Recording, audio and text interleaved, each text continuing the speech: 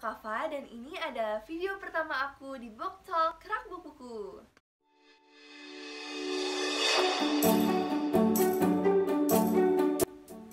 Jadi, di video pertama aku ini, aku bakal kenalin kalian semua sama dua buku yang baru aku baca yang super duper keren. Authornya juga udah gasing untuk kita semua.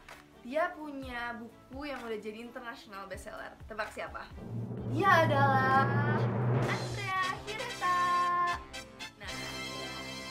Nah, dua buku itu adalah Orang-orang Biasa dan Guru Aini.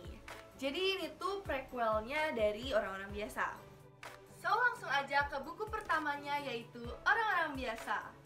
Buku ini menceritakan tentang 10 orang-orang biasa yang pada masa sekolahnya menempati bangku paling belakang. Nah, mereka ini punya alasan masing-masing kenapa bisa berakhir di belakang, tapi secara akademis mereka memang miris. Ada juga tokoh lainnya yang tak kalah penting, yaitu salah satu kepala polisi di Kota Belantik, di mana cerita ini berlatar. Sosok kepala polisi di Kota Belantik ini sangat patut dicontoh karena memiliki kepribadian yang jujur, di mana dalam cerita ini sangat dibutuhkan. Ada juga tokoh-tokoh lain yang sama-sama penting, yang sama-sama menyampaikan pesan dengan caranya masing-masing dan dengan karakternya masing-masing. Dalam cerita ini juga banyak isu yang diangkat seperti isu pendidikan, ekonomi, penggelapan uang, korupsi, bullying, dan masih banyak lagi. Tapi kalian dijamin gak bosen karena bahasa Andrea Hirata dan cara menyampaikan ceritanya yang diselingi komedi.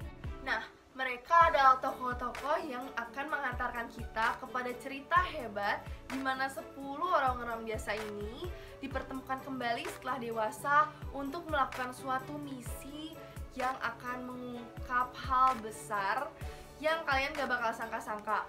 Misi yang akan mereka lakukan adalah suatu perampokan besar, di mana alasan mereka adalah karena salah satu anak dari orang-orang biasa ini diterima di Fakultas Kedokteran, tapi mereka secara ekonomi kurang beruntung.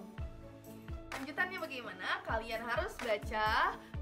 Misi yang mereka lakukan itu juga konyol karena mereka sebenarnya gak punya modal secara akademis. Mereka hanya mengandalkan pribadi masing-masing yang sangat biasa. Nah, aku bakal bacain bagian favorit aku, halaman favorit aku yang aku udah tandain. Nah, heran aku Dina, dari sekian banyak pembicara motivasi dan buku motivasi sekarang ini, kau masih pesimistis juga. Sekali gembira, sudah itu gembira. Tapi bagaimana kalau kita tertangkap? Dina tetap pesimis. Itu resiko yang kita patut ambil, bentak debut. Tangkaplah orang-orang miskin yang berjuang agar anak-anaknya bisa sekolah. Kita ini bukan merampok, Dina. Kita ini melawan ketidakadilan. Tengoklah, banyaknya anak-anak pintar miskin yang tidak dipedulikan pemerintah. Tengoklah, jurusan tertentu hanya dapat dimasuki orang-orang kaya. Tengoklah langkahnya anak orang miskin jadi dokter. Mendaftar ke fakultas itu saja, mereka tak berani. Padahal kecerdasan mereka siap diadu. Ilmu hendaklah hanya tunduk pada kecerdasan, bukan pada kekayaan. Para pemimpin, birokrat, politisi sibuk dengan periuk belangga mereka sendiri. Tanpa merampok bank itu, sampai kapan kau, sampai kiamat kau takkan bisa menyekolahkan anakmu di Fakultas Kedokteran. Ya, jadi itu adalah cuplikan dari buku Orang-orang Biasa yang super duper keren. Dan aku bakal lanjut ke prequelnya, yaitu Guru Aini yang gak kalah keren. Nah, buku ini menceritakan tentang Guru Desi juga Aini yang merupakan anak dari salah satu orang-orang biasa.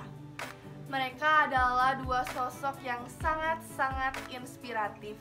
Bener banget kata komentar yang ada di cover ini. Aku bacain ya.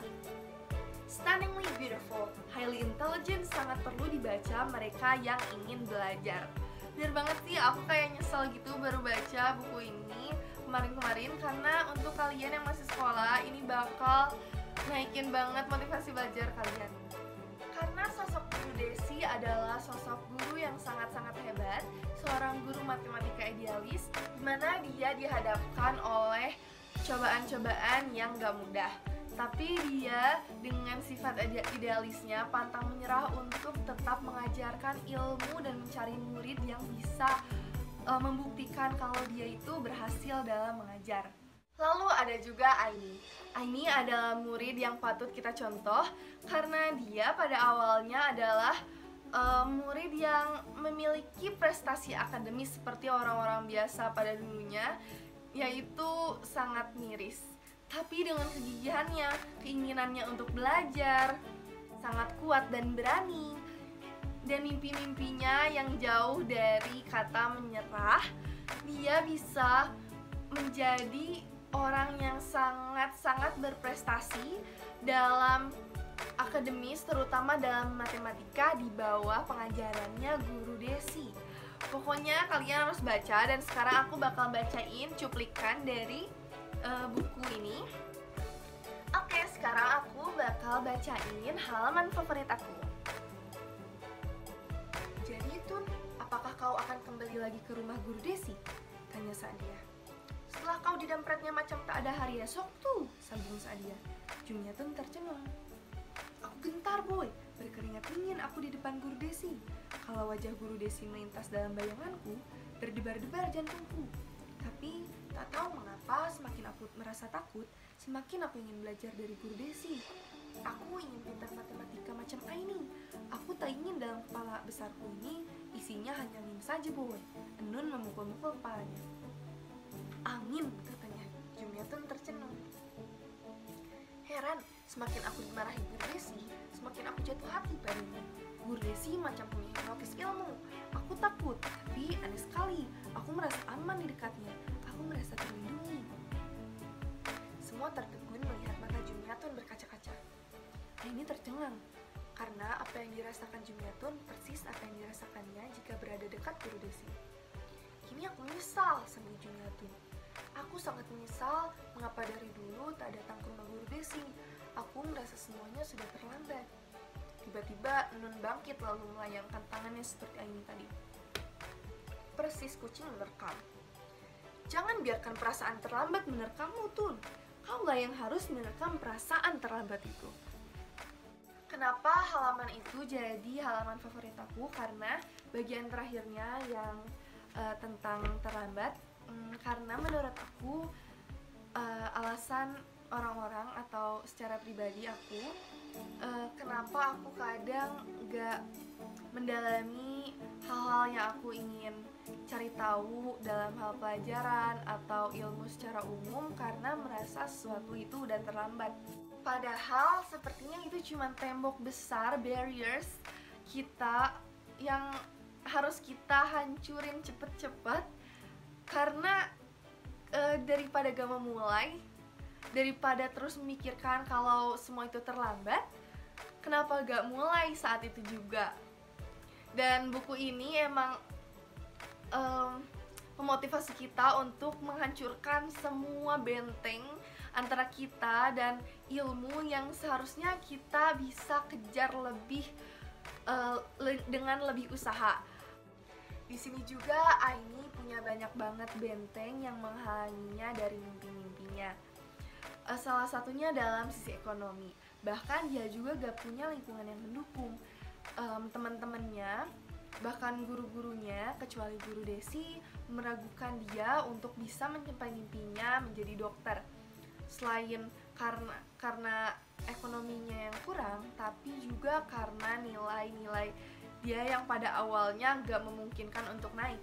Tapi dengan alasan kuat kenapa dia mau mencapai mimpi itu, dia bisa mencapainya dengan hasil jerih payah dan usaha yang gak gampang. Pesan yang aku dapetin dari dua buku hebat tadi adalah semua orang punya ceritanya masing-masing. Semua orang punya mimpi yang bisa rapuh kapan aja. Yang bisa membuat kita kuat dan mengantarkan kita dari orang-orang biasa menjadi orang luar biasa adalah diri kita sendiri. Karena gak ada yang gak mungkin, yang ada usahanya yang terlalu sedikit. Oke, jadi itulah perkenalanku kepada dua buku hebat karya Andara Hirata. Sampai jumpa di video selanjutnya.